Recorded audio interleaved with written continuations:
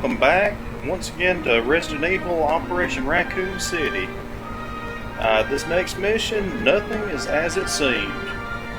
Thanks to the intel from City Hall, Echo 6 has located an entrance into a secret sewer system that leads towards the underground Umbrella facility.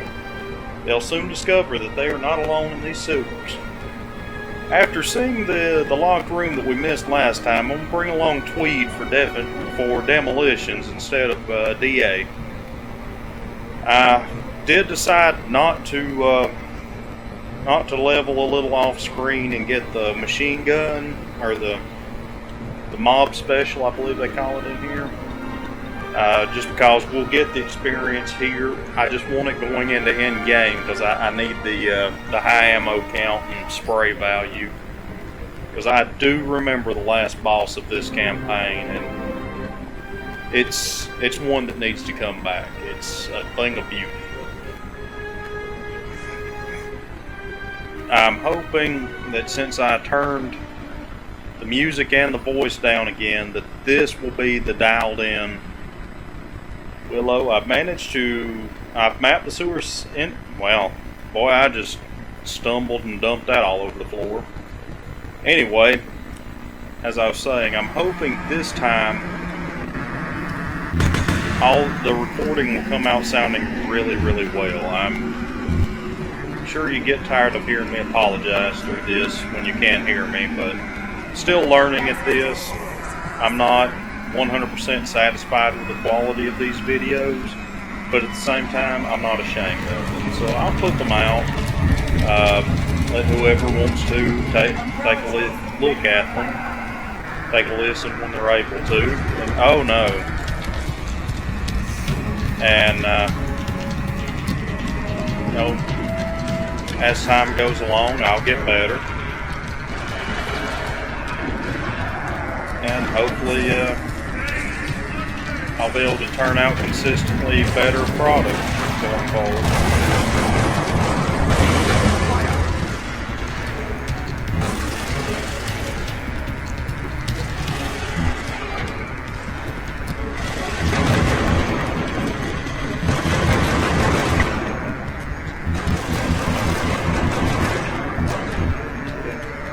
What is that?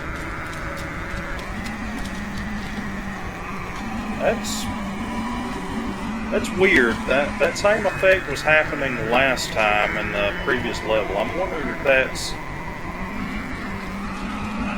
The only thing I can think is it's either a misplaced glitchy sparking animation like this, or considering that it's gone now and both were happening in a...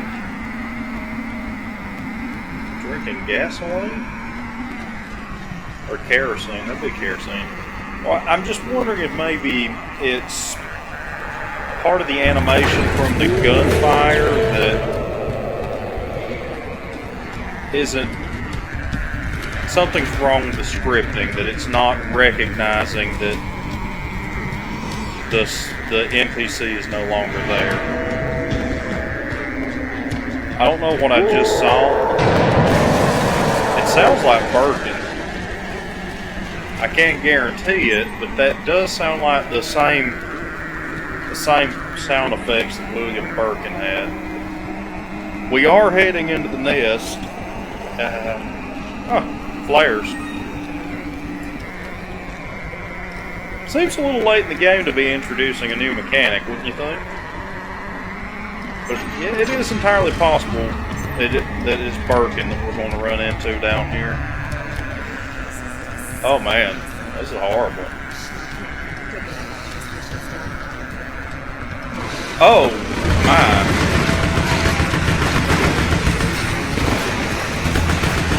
I would turn the gamma up here. I'm going to stop and turn it up, but I don't want to ruin this atmosphere. This is actually really neat that we just happen upon it.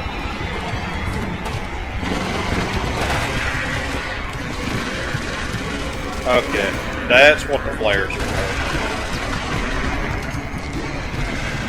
To be honest, when I first saw the flares, I was thinking that they were there simply to keep Birkin at bay. Oh look, now I understand what that spark effect was. It's the flares. So apparently Umbrella has them too. I just want to kind of more float and run.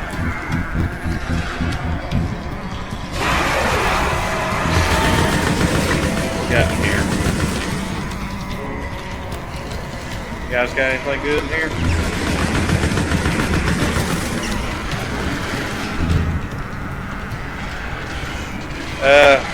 I'll look. I'll see what it is. No.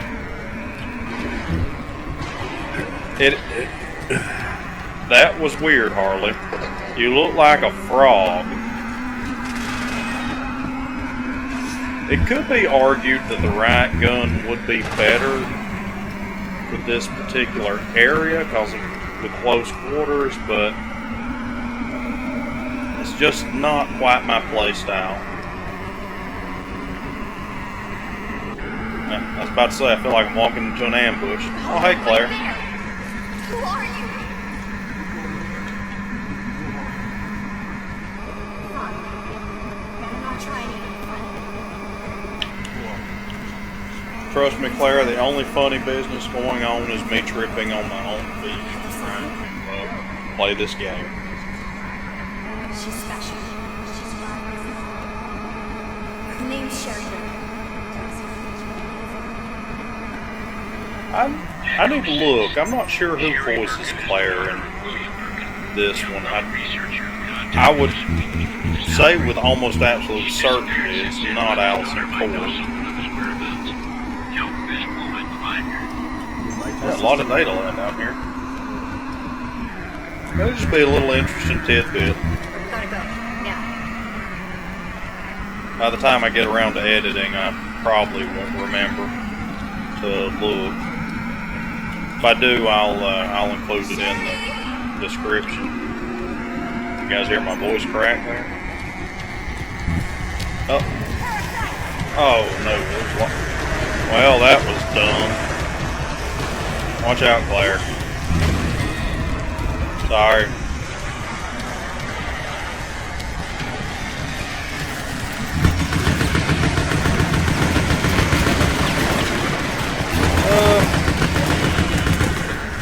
Oh my, there's several. Man, no! I could have sworn I had more grenades than just the one.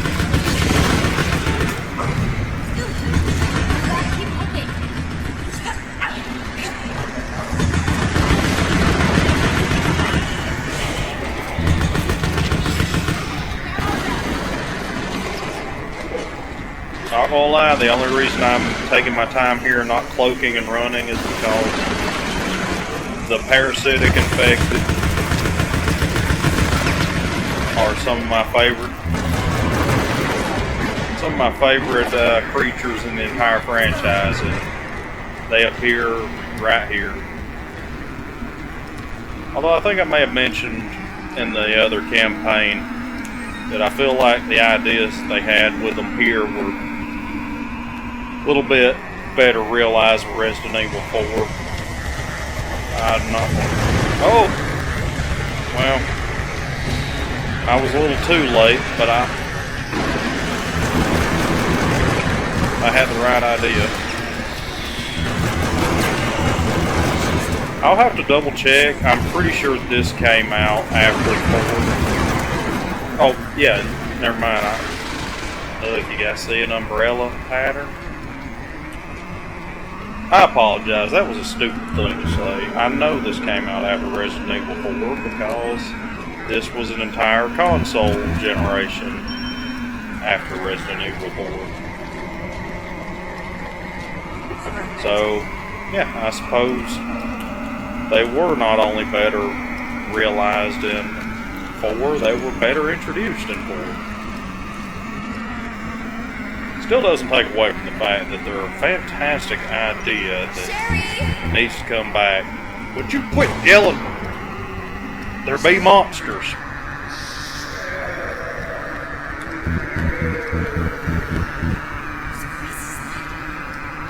Are we in the oil slick? Oh, hey Willie.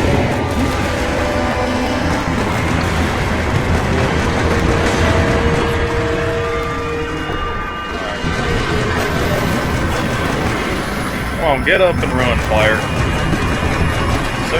As soon as you're clear, I'm blowing her. Alright, peace. Don't have to tell me twice.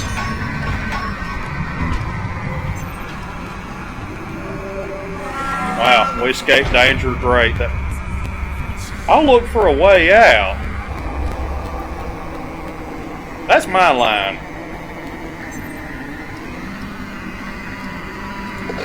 I don't know why. It's very obviously a different kind of design. But for some reason, can I go in here? Man. For some reason, the way this room was laid out, it kind of reminds me of the bomb room in Saw 5. I mean, I know there's no pipes, there's no glass jars hanging from the ceiling, but just something about it, it gave me that kind of deja vu, even though it's completely different. I also have that same deja vu effect when I play Grand Theft Auto San Andreas, the best Grand Theft Auto there is. No, liquor, go away. Cloak and run.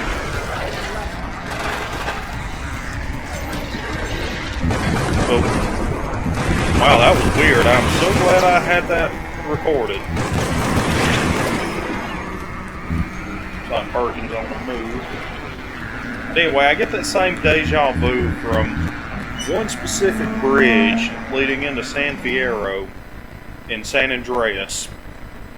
I don't remember the name of the bridge, but for some reason it is the bridge with the train track running above it, not quite parallel, but just off to the side. For some reason it reminds me very much of the tracks where the character Ballad Bird Lee died in Gungrave. If you haven't seen it, fantastic anime, give it a watch. It's kind of like, the best way I could describe it would be a combination of the good things about Sopranos with a sci-fi anime twist. Really, really awesome. That's okay, I doubt it'll stay locked very long. Something will probably come busting through there to crack our skulls. Let's go back over here. See what happens.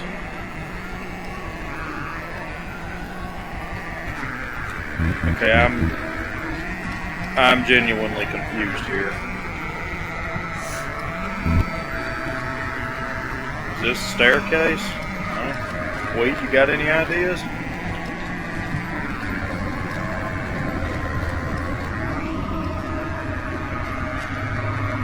Alright, there's something I'm missing here. Sherry's there. No way through there. Is there... I don't get it. What am I missing?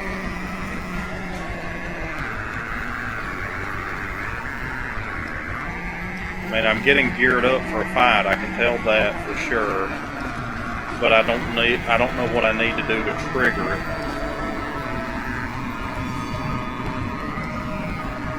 Come over here, guys. See if... Tweet.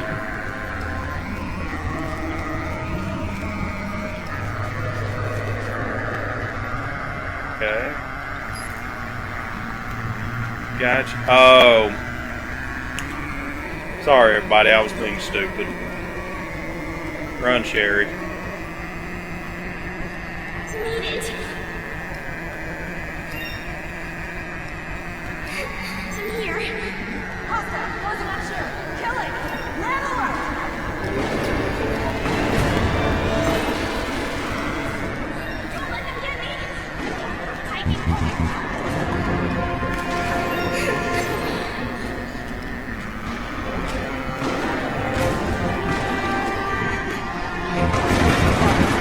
I know it's on our side, but I'm still killing it.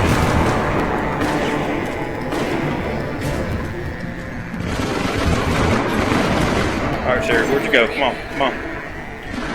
Almost there. You big girl, come on. Are you still there? Yeah, we're here. Come on. Come on. Keep going, keep going, keep going. You got this, Sherry. Come on. You got this. You are for real one of the strongest female characters in this franchise. And unfortunately, your time in the sun wasn't that great. Go.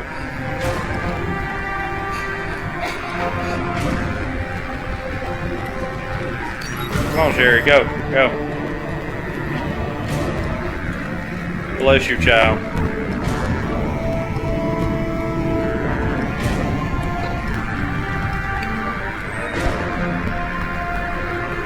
Yeah, what I just said there about Sherry Birkin's time in the sun not being so great. Resident Evil 6 had a lot of potential. It was not dead on arrival. It took a lot of bad decisions to make that game what it was. The number one problem was it was made for everybody, so it wound up pleasing nobody. I remember when it was first announced that Sherry Birkin would be there along with Albert Wesker's son. The initial rumors were that they would be a couple. Open the door, come on. Oh, sorry, I'm stupid. Come on, Sherry, go. And I was very, very excited for that. I thought that would be an absolutely amazing story.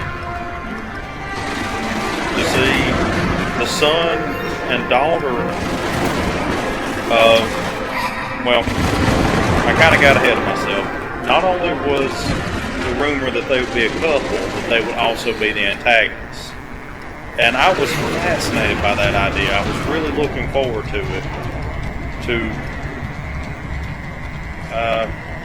You have to come further? Okay.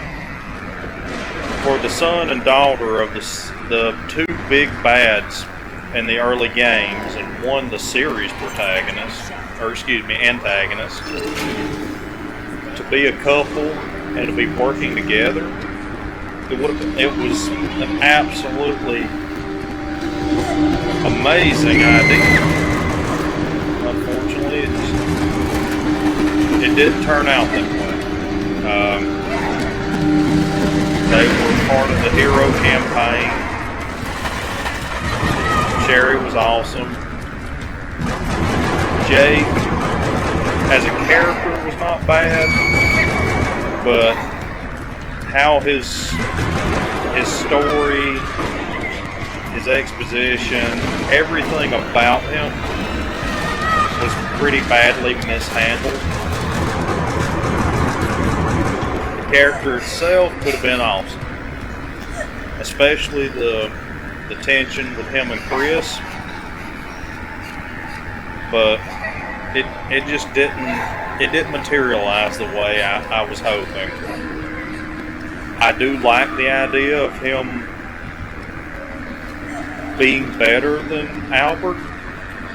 Albert Wesker is my second favorite video game antagonist of all time, right behind Revolver Ocelot. But Jake, he needed a redemption arc, whereas he never came across as a villain. He didn't even come across as much of a bad guy. Sure, his job was, mercenary. He was all about the money, but that doesn't mean that he can't have an emotional arc. Ooh, that's an interesting one. but I just kind of squandered a player on him. No, no, no, no.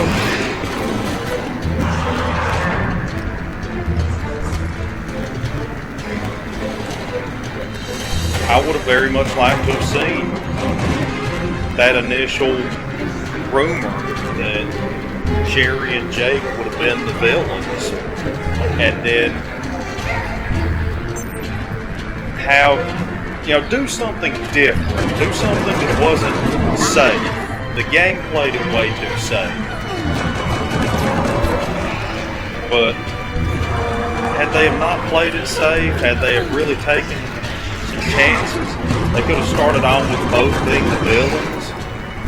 They could have kind of flipped the roles, because even then you didn't see too many alpha female antagonists. You still saw female villains, but they weren't alpha as much. But had she have been the alpha and Jake have the exact same personality he had, perfectly intact, but have him be submissive to her, and then go through an actual emotional arc where he decided to be a better person, that right there would have been your hero to carry the series forward. That would have been awesome. It would have, I feel like it would have really touched old fans and could have brought in new fans. I'm lost. But as it stands, it just wasn't handled well. I doubt Jake Mueller or Mueller. I've always pronounced it Mueller the way it's spelled.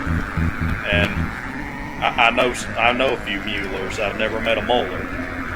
So that's just my pronunciation. But I seriously doubt we will ever see that character again. I doubt we'll ever see more of Sherry's story after 6. They could have done something really, really fantastic and carried the series forward. Instead, we had 7, which had to... 7, along with the Revelations games, had to bring it back to its roots. It had to tone down the action and bring it back to more survival horror oriented. And they did nail down a good formula with it. Don't get me wrong, the Revelations series or side game series is one of my favorites in the franchise. But in terms of forward, 7, though it takes place after in the timeline, it doesn't really advance the overall story as much. It's a very isolated story. We get to learn a little bit more about Chris after he got off the roids. But in terms of the franchise as a whole, it was a very small, very self-contained story and didn't really push us anywhere further like other games did. Not that there's anything wrong with that. It was good. It was great to take a step back and reduce. That was pretty much where 5 and 6 went wrong. The scope was way too big for what they were trying to do, and they lost the narrative. But yeah, 7 was what needed to happen for that. Unfortunately, we just recycled back to Chris Redfield. I forget his name right now, but the primary player character in 7, I doubt we'll see much of him again either. I'm pretty sure, the village, what they're tentatively calling 8 so far, will just be continuing Chris's story. Nothing wrong with that, but we gotta branch out some. A wide variety of possibilities for the franchise, and now we're going back and rebooting the things that were done, if not properly, close enough to properly before. and were afraid to go forward with the franchise. It shouldn't be that. Yeah, 2 Remake was great. It was a much better gameplay experience, I give you that. But in terms of narrative, I don't like it as much. I feel like the original edition of 2 was the much better narrative story. And though I was willing to overlook that with 2 since it was such a wonderful experience, they doubled down on that for the remake. Why they didn't call it that is beyond me. But all the other little trendy names that we have to give everything, the remake was perfect. Resident Evil 3. Alright, Sherry, where are we going? I'm getting tired. Anyway.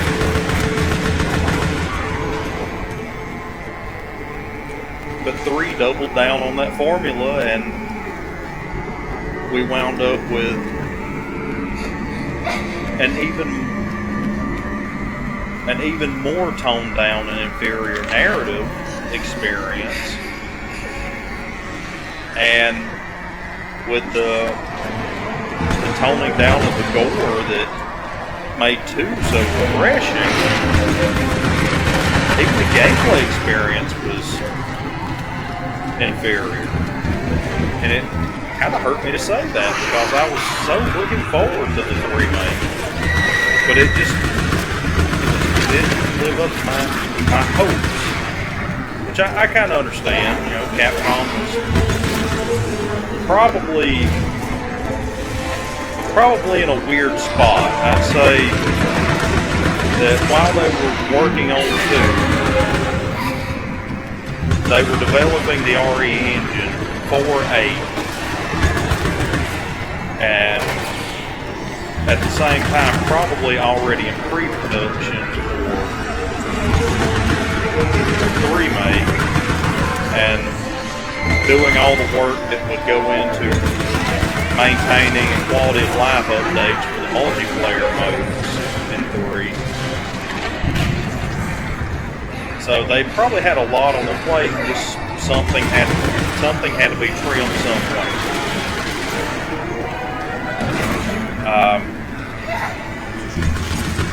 Neither here nor there. That's Shauna, you kicked me. That's just how it goes when you're developing games, movies as well. Things like that they happen that way. But I'm hoping that, I don't know why they toned down the gore remake. My money is that somewhere somebody saw their young child that shouldn't have been playing a game that was rated M for gore and violence, playing it, and then instead of blaming themselves for not taking an active interest in what their child was interested in, they decided to blame the people who made it. And I'd say that's where my money is on why the gore was toned down for 3 months. I can't prove it. I haven't seen any articles, but I don't see why Capcom will take one of the most praised things about 2 and then omit it for 3. I really, really don't think it was because of software or hardware limitations. Let's face it, those games are both beautiful. Need my raptor. But I've gotten off on a tangent. Hopefully with Village, the gore will be back. Since it's its own, I'm hoping standalone story. I'm hoping it tells a very good narrative. I'm hoping the rumors of a 4 remake are false. 4 had its issues, but at the same time, it was great for what it was, and it still holds up. In fact, I'm honestly debating on whether or not, once I finish this series, if I want to start a playthrough of 4, or if I want to reduce a little bit and do a playthrough of Survivor, because I'm sure that every YouTuber that's far more famous than I'll ever be, and then some, have done long plays of 4 in perpetuity throughout history already. That was weird. But other than James Rolfe's review, I've yet to see much on YouTube about Survivor. Granted, I haven't looked for it, but it's possible that, in fact, I'd say it's probable that that's the least popular, so I'd like to put that one out there. I'll eventually play them all anyway, but I'd rather hit the unloved and forgotten parts of the franchise first while I'm still learning, while I'm still rough around the edges.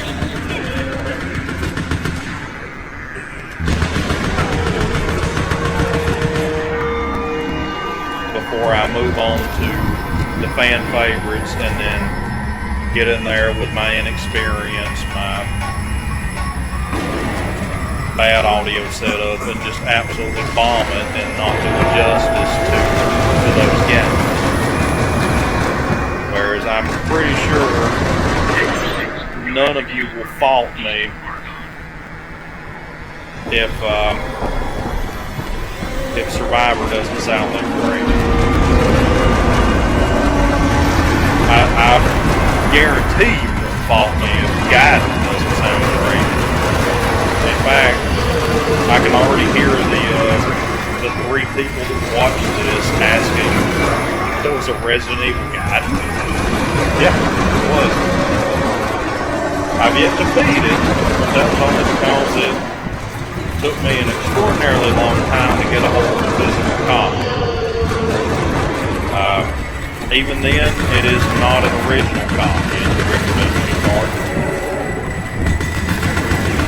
The guide will be a good one to play through. I'm just going to throw a flare like a jackass. Why am I...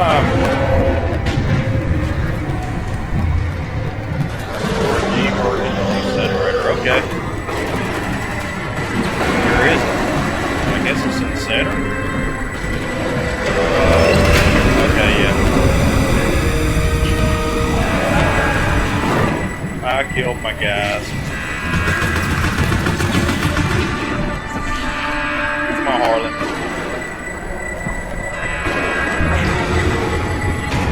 Oh, that was messed up. But yeah, playthrough of Survivor would be good.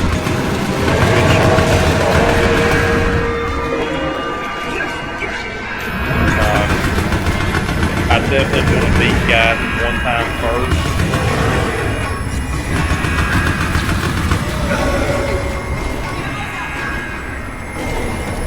Oh no. I'm up 3.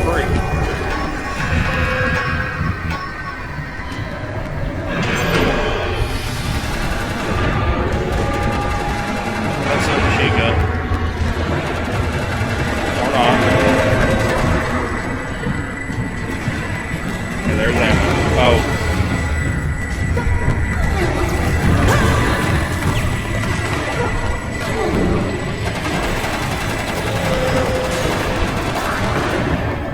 Get up. Stay with him. Some ammo. Oh no. I'm bollocks. Run.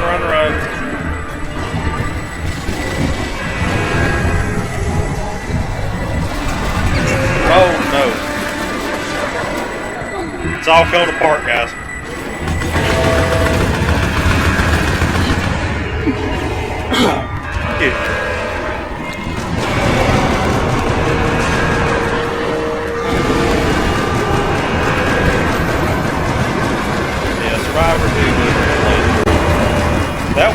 short.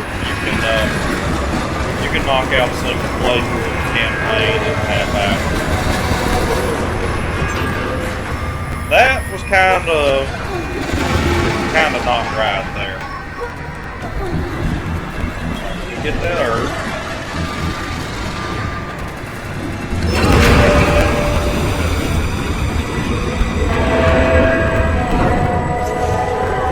Okay. That did nothing. Alright, come on, we get up. He's gonna stick that pipe right in my skull. Here, have a flare.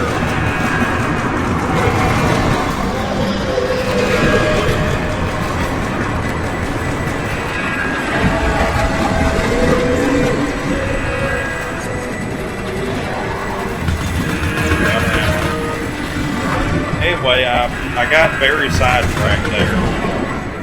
I got to circle back to my own point there where I was talking about the remake. I have heard rumor that Capcom is working on a remake of 4. Hope that's not the case, because it still holds up. I would much rather see a remake of Run, because that's a game that honestly didn't age well. Some of the voice acting is more cringy than Jill Sandwich. The story could be tweaked a little bit, make it more awesome. The final fights with Alexia are god awful. The way the mechanics work, and you could bring back Wesker, you could bring back some more Chris. You could do it that way. I think that'd be a much better game to remake than 4. 4 is still a little bit too early, or too new for my taste to remake. Shoot, if you really wanted to go all out, I'd love to see a remake of Dead Aim. That one was not terrible. But anyway, we finished up that one, and we have enough to buy our typewriter, so I'm going to go ahead and cut it there. Thank you for joining and listening to me ramble. Bye now.